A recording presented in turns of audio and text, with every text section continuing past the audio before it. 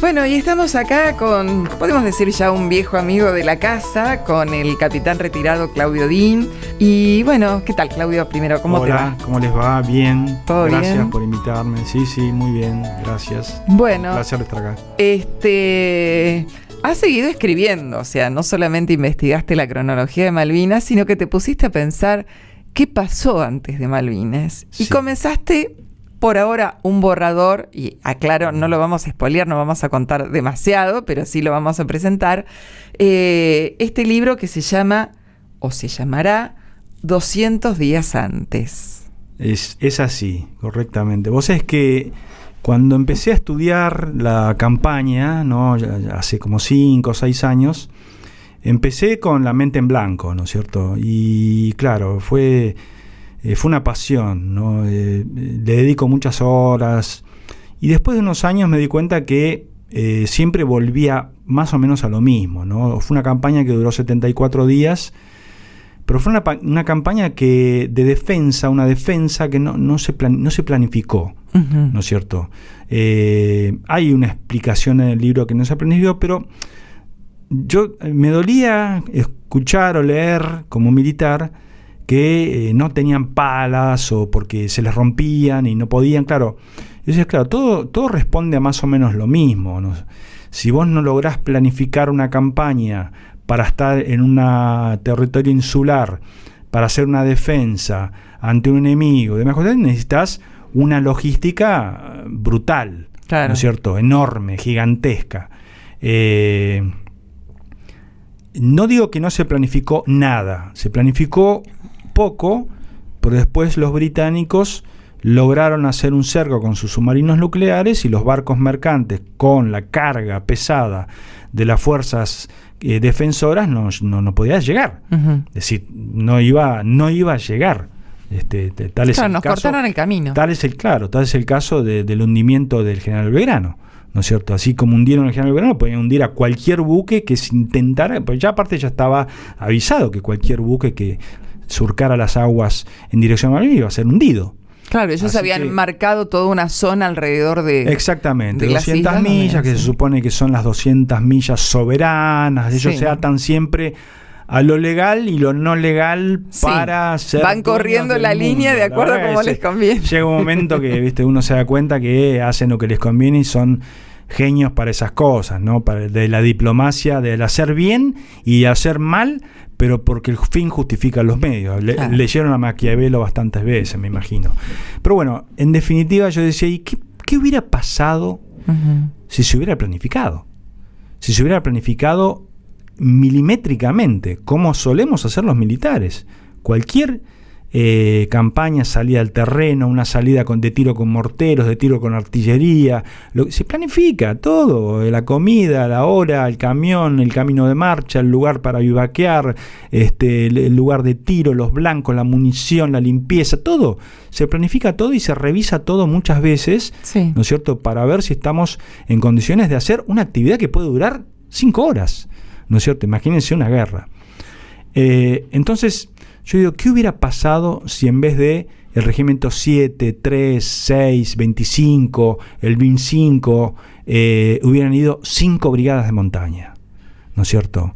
Se hubieran alargado la pista de Puerto Argentino. Hubieran podido llevar toda la carga el 2, 3, 4 de abril, uh-huh. Inmediatamente después de la recuperación, cuando los británicos todavía estaban en el efecto sorpresa, claro. ¿No es cierto? Que no esperaban realmente, digamos, que sabían, ¿no es cierto?, pero no iban a hacer ninguna movida, porque la movida la tenía que hacer la Argentina primero, para después ellos decir, bueno, estamos justificado nuestro movimiento de fuerzas, ¿no es cierto? Entonces, uh-huh. Ese tiempo era nuestro. Sí. 2, 3, 4, 5, 6, 7 de abril, querés decir, nos podemos jugar hasta el 10 de abril. Bueno, la novela trata de que en esos días todo eso que se planificó 200 días antes se traslade y diga, bueno, nosotros tenemos acá en la Isla Soledad una fuerza suficiente para disuadir a una fuerza que quiera venir a sacarnos, y en el caso de combatir, una fuerza suficiente para enfrentar a una fuerza que quiera venir a atacarnos, uh-huh. ¿No es cierto? Es decir, ustedes elijan, los británicos. no sé si se van a poder acercar, y si se acercan no sé si van a salir vivos. Eso es un poco lo que queda en la mente del que lee la novela. Claro, ¿no? Ahora, la idea, por lo menos lo que yo recuerdo que se hablaba en aquel momento, era ocupar las islas, Sí. pero no de declarar una guerra. No. Buena pregunta, no, tendría que haber empezado por ahí. Claro, el plan Rosario, de la Operación Rosario, una operación brillante, no es que lo digo yo, y no soy estudioso de la operación, lo dicen todos los que participaron, los que la estudiaron, actuales, brillante en todo sentido, ¿no es cierto? Era hacer una ocupación del lugar para, a partir de ahí, negociar. Dice, bueno, Gran Bretaña, no querés negociar, ya hicimos todo lo que podemos hacer, digamos, hasta llevamos docentes, llevamos de IPF, te dimos, no sé, remedio, tratamos de quedar bien con vos, qué sé yo, no, evidentemente, de seducirlos como para... Claro, no te interesa negociar, entonces decidimos hacer eso. Ahora, yo estoy de acuerdo con eso, no importa si estoy de acuerdo o no, eso es lo que sucedió.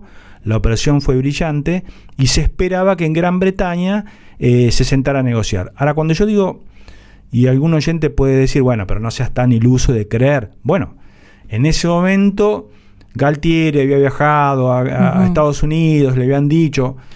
Hay varias teorías, ¿no? Como que fue una trampa tendida a Galtieri, como que en realidad no fue una trampa, pero no sabían que Galtieri iba a llegar a tanto, como no sabían, se pensaron que ambos dos iban a llegar a un acuerdo donde los dos quedaban bien, pero nunca que el 2 de abril Thatcher diga, se acabó todo, no quiero hablar más con nadie, claro. Corto el teléfono, guerra. Claro. Eso no lo esperaba nadie, ni siquiera la ONU, que emitió una Lo que pasa resolución. que fue, digamos, también para los británicos. Creo que les llamó la atención que un país pacífico como es la Argentina decidiera invadir, ocupar, digamos, las islas. Sí. Nunca lo pensaron, no se lo esperaban. Sí. Desde la forma, digamos, de ser del argentino, yo digo, pacifista, y por otro lado, porque sabían que nosotros no teníamos un armamento como para enfrentar no solamente a Gran Bretaña, sino a toda la OTAN, porque ellos contaban con ese apoyo. Sí. Y por otro lado, Margaret Thatcher políticamente no estaba bien posicionada y habrá dicho, esta es la mía. Bueno, esa es una teoría que anda dando vuelta por ahí. Hay un video en YouTube de un capitán de fragata de apellido Sáenz que hizo una investigación. Digamos, es muy interesante, yo lo tomo, lo leo, me interesa, ¿no es cierto? Digo, puede ser, ¿no es cierto? La gran trampa, como diciendo, caíste, Galtieri, lo lamento. Sí. ¿Viste? El 2 de abril y ya está. Ya no hay vuelta atrás. Claro. Ahora caíste. Ahora las Malvinas van a ser nuestras por siempre y para siempre, porque vos te lanzaste a esto y ahora te vamos a echar por acá. Yo ni soy ni diplomático, ni político, ni creo que lo sea. Yo soy militar, ¿no es cierto? Entonces yo digo, ok, dejemos eso un poco de lado, que sigan analizando las personas que analizan la cuestión política. Yo soy militar y analizo la campaña, que empieza el 2 de abril y termina el 14 de junio, y ahí pasaron muchas cosas, como que se pusieron en juego mentes de un lado y del otro, dos voluntades, dos personas, cuando digo personas, trato de ejemplificar a dos fuerzas, ¿no es cierto?, que se entrenaron, que fueron a un instituto militar, que estudiaron reglamentos, que hicieron prácticas, que hicieron entrenamientos con ejercicios, y ahí pusieron en juego lo que sabían, más, menos, poco. Y yo quiero saber cuánto sabían y cuánto menos sabían. Y me sorprendí muchas veces de que los militares argentinos, las tres fuerzas, ¿no es cierto?, no hicieron las cosas tan mal. Claro. No las hicieron tan mal. No es que no es así, dice, no, fue todo un desastre. De ninguna manera fue todo un desastre. En el libro, en la novela esta, hay un capítulo que yo dedico y que lo escribo, dice, Gran Bretaña pensó durante la campaña 5 veces que la perdía. Sí, es cierto. El 27 de mayo. Finalmente dijeron, exactamente. Sí, bueno, unos días más y nosotros íbamos a poner... Y no puse esa opción también, que la verdad que ahora que me lo decís, tal vez lo agregue. Y si los dejábamos hasta el 17 de junio, no sé si lo aguantaban. Sí, si podíamos ellos, aguantar hasta el 20 de junio, no sé si lo aguantaban. Es decir que, digamos, es muy necesario y hasta diría respetuoso leer con mucho detalle esa campaña, porque es fácil decir, no, perdieron porque somos un desastre, ganaron porque son... No. Uh-huh. Ni tan desastre, ni tan buenos, ni tan malos. Ahí hay dos mentes con dos voluntades, y tampoco los británicos son los reyes de la guerra. Se fueron ahí, se enfrentaron y tuvieron un enemigo que también los enfrentó, ¿no es cierto? Y tiene más valor todavía. Tuvieron que dar batalla fuerte. En algún momento, todos los por lo menos oficiales y suboficiales que estaban ahí, algunos soldados que estaban cerca de los puestos comando, dijeron, che, vamos a entrar en combate. Es decir, realmente, ¿y vos sos consciente que no trajimos el mortero 120, o que no vino la munición, o que estamos sin comer, o que la comida, o que la ropa ya está mojada? Y se repusieron a todo eso y combatieron. ¿Cuántos ejércitos en el planeta, en la historia de las guerras, soportaron lo que soportaron los soldados argentinos? Se repusieron y combatieron. Y seguimos charlando con Claudio Din y este libro que todavía está en pañales, 200 días antes de Malvinas. Y bueno, estábamos haciendo como un bosquejo de lo que te planteaste, que pasaron en estos días, en estos 200 días. ¿Cuál era la idea? Que en realidad no era de una guerra, sino era de una ocupación, digamos. Nunca pensamos en que íbamos a entrar en guerra. Sí, digamos, lo que se decía en ese momento, o lo que se estudia en este momento, es que el plan era un plan diplomático, ¿no? La continuación de la guerra por otros medios, como dice Clausewitz, ¿no? Tomar la recuperación incruenta de Malvinas, como si, mirá, yo vengo porque ya no sé cómo hablar con vos, Gran Bretaña, y vengo a ocupar, los traté a todos bien. No hay ninguno que nadie se puede quejar. Los puse en avión, los mandé a Montevideo, están todos contentos, no enojados, pero viste, la verdad que no sé cómo decir. Lo estoy diciendo en lenguaje llano, ¿no es cierto? ¿Y por qué de esa forma? Bueno, también los estudiosos de política y de diplomacia dicen que ya estaba todo arreglado, que ya Galtieri ya había hablado con todo el mundo, que Reagan estaba contento porque Argentina, porque el sur y todo eso, y que todo eso era que Galtieri de a poquito iba entrando en una trampa que él no se imaginaba. Claro, quizás se planteaba un poco que era momento, no digamos solo para Argentina, sino a nivel mundial, de ir terminando con el colonialismo. Bueno, eso la ONU ya había emitido una declaración y una resolución que forman parte de la novela, porque la novela es una novela histórica, basada en hechos reales, es decir, todo lo que van a leer pasó, y algunas cosas obviamente que yo no soy adivino, claro, ¿no? Entonces tengo que recrear diálogos o momentos o inicios de actividades, ¿no es cierto? Pero la ONU dijo claramente que los países que tengan colonias tenían que ir, en otras palabras, ¿no? Entregándolas. Claro, ayornarse. En este nuevo mundo que vivimos, no podemos pensar en colonias. Y de 80 colonias quedaron 17. Sí. Y las 17 unas son Malvinas. Sí. ¿No es cierto? Uno dice, bueno, ¿por qué Malvinas? Bueno, hay un capítulo entero de la novela que no hablo yo, sino que habla otra persona, un estudioso del tema, que responde a esa pregunta. ¿Por qué a Inglaterra le interesa las Islas Malvinas? ¿No es cierto? No tiene sentido que lo diga ahora, porque tal vez voy a aburrir a la audiencia con datos. Pero tampoco vamos a revelar pero es muy interesante que lo lean para... No es el maestro Claudio que dice, bueno, las Malvinas son argentinas. No. Vamos a los documentos, claro, vamos a lo que sucedió. El trasfondo. Si yo me equivoco de algo, por lo menos despierto un interés en el lector y dice, bueno, yo la verdad que esto me parece que no es tan así. Bueno, anda a leer y tal vez lo encuentres algo mejor, porque estás leyendo una novela, en definitiva, una novela histórica. Yo no me voy a ir muy lejos de lo que sucedió, ¿no es cierto? Es decir, no me voy... Es más, estoy bastante cerca de lo que sucedió, pero tengo que buscar ciertos nexos, claro, para atar una cosa con otra para que sea una novela. Justamente la novela empieza con un diálogo telefónico, ¿no es cierto? Hola, hace tiempo que tenemos que hablar de este tema y nos tenemos que sentar a hablar. Sí. Y termina con una frase, el capítulo, que tiene 10 renglones. Sí, sí. A grandes males, grandes remedios, ¿no es cierto? Y ahí empieza la novela, como diciendo, tenemos un gran mal y le queremos dar un gran remedio. Uh-huh.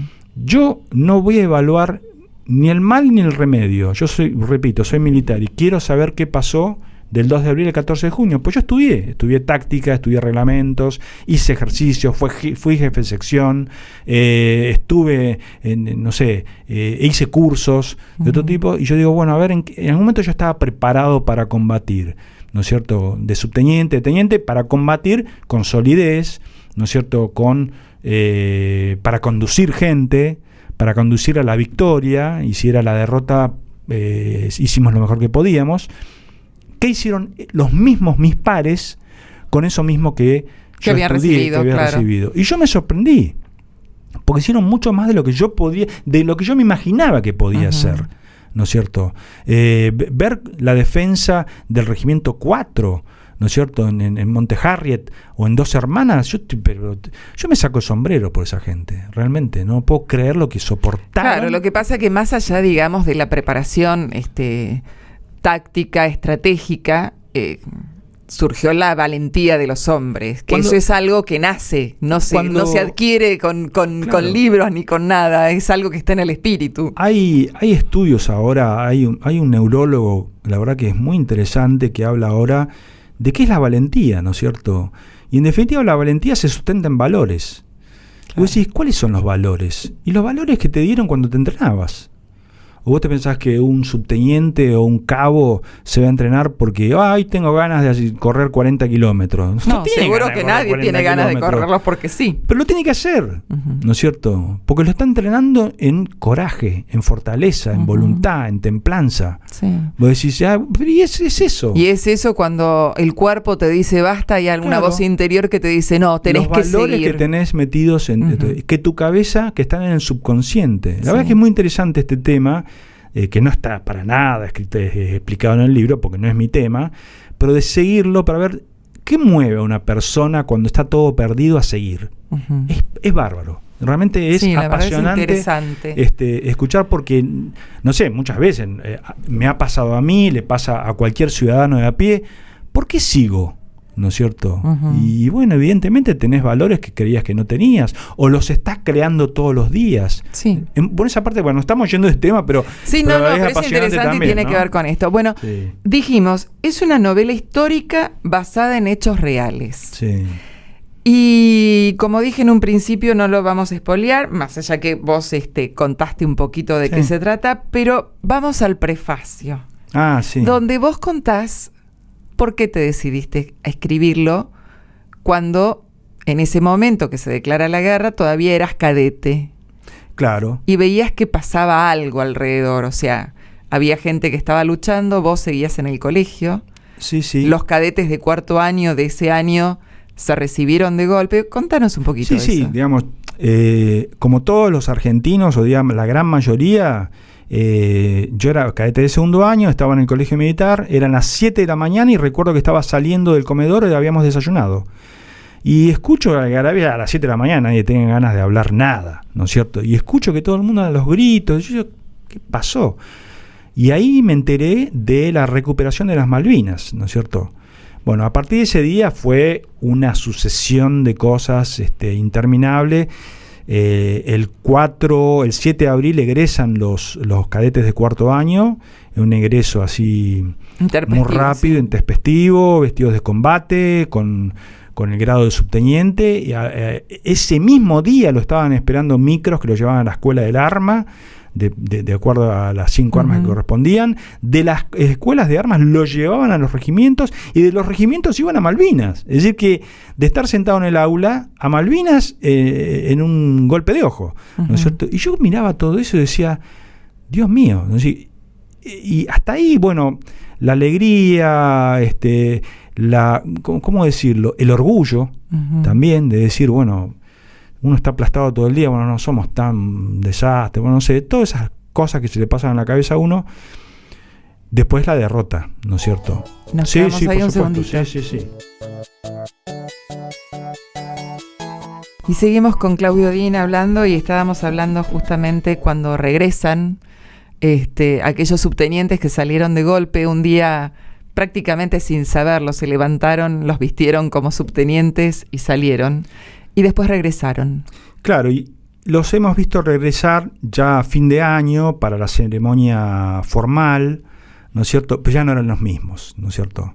Las caras ya eran caras de enojo, en algunos casos era mucha decepción, en otros casos era el mismo cadete que se fue, ¿no es cierto? Pero no era el promedio, ¿no? El promedio era enojo. Y me impactó muchísimo, y yo decía, bueno, son jóvenes, tuvieron, digamos, mucho estrés en muy poco tiempo, recibieron muchas órdenes, bueno, como los que estuvieron ahí, pero tal vez con algo encima, porque eran cadetes, ¿no es cierto? Nunca se esperaba que tuvieran esa actividad. Es decir, aterrizar en un regimiento y poner los jefes de 20 soldados o 30 que no lo conocían, que no se conocían y se fueron a la guerra con ese desconocimiento. Es una serie de golpes, y yo estoy hablando de los cadetes, puedo hablar de los cabos, puedo hablar de los soldados, pero en este momento estoy hablando de ese momento, de esa coyuntura, o tratando de poner en situación lo que yo vivía, ¿no? Y después pasó el tiempo y de Malvinas no se hablaba, porque bueno, Malvinas nos cuesta todavía recuperarnos, pero yo creo que nos cuesta recuperarnos porque no conocemos la verdad, simplemente por eso.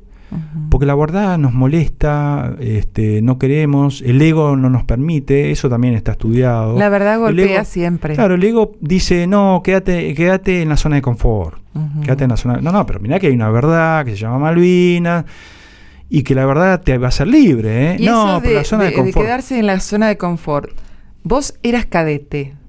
Y cadete de una fuerza, de un ejército, de un país que nunca había entrado en guerra en este... Claro, digamos, fue... ¿Qué te planteaste en cuanto a tu continuidad? Yo, por ejemplo, en ese momento nunca pensé en irme de baja del colegio militar porque se perdió una guerra, porque no conocía el contexto, no lo conocía, no quería evaluar sin saber. Es decir, yo veía que gente fue, combatió y de repente escuché muchos actos de heroísmo, muertos, y yo digo, no entendí bien qué pasó, pero sé que pasaron muchas cosas buenas, los estoy viendo a estos que me están contando lo que han vivido, lo que han hecho. Evidentemente no tengo toda la información, así que yo sigo. Y seguí con las mismas ganas, y te diría que no sé si con más ganas, ¿no es cierto?, de cada vez ser mejor. Y yo creo que lo que me pasó a mí le pasó a la mayoría de los oficiales y suboficiales del ejército. Y lo que digo, lo digo con todo respeto. Ellos entendieron que habían peleado con un ejército mejor y tenían que ponerse a la altura. Y desde el año 82, en los años que estuve hasta el año 98, que me retiré del ejército, era todos los días quiero ser un poco mejor. Pero yo creía que estaba convencido que había un espíritu de Malvinas en todo eso. Tenemos que ser mejores, no sé por qué, porque hemos visto algo mejor. Y la verdad que tenemos, y no sé cómo decirte, no podías no ser o paracaidista o comando, no podías tener panza, no podías, quedaba mal, está mal, no estás entrenado. Entonces ya era, y yo decía, está bien esto, este es el camino, esto está bien. Y yo digo, bueno, bienvenido sea, pero todavía falta. Es necesario que todos conozcamos lo que pasó en Malvinas, pero la verdad, la realidad, porque ahí hay héroes. Está el argentino que cuando ya terminó todo, se levanta y sigue. El argentino de hoy, el de a pie, que se levanta y sigue. Sí. Ese estuvo en Malvinas. Sí. Claudio, bueno, realmente dan ganas de que te lo termines pronto el libro. Sí, gracias. Y recuerden, 200 días antes, un libro para leerlo y a partir de ahí seguir leyendo qué pasó realmente en Malvinas, y no solamente leerlo, sino hacerlo carne, interiorizarnos y bueno, y respetar a aquellos que han combatido por nuestras tierras. Bueno, cuando lo publiques, por supuesto vas a venir y nos vas a contar de cómo va y lo vamos a presentar. Por supuesto. Te agradezco mucho el haber pasado por Entrecortados. Gracias a ustedes, gracias por el espacio. No, al contrario.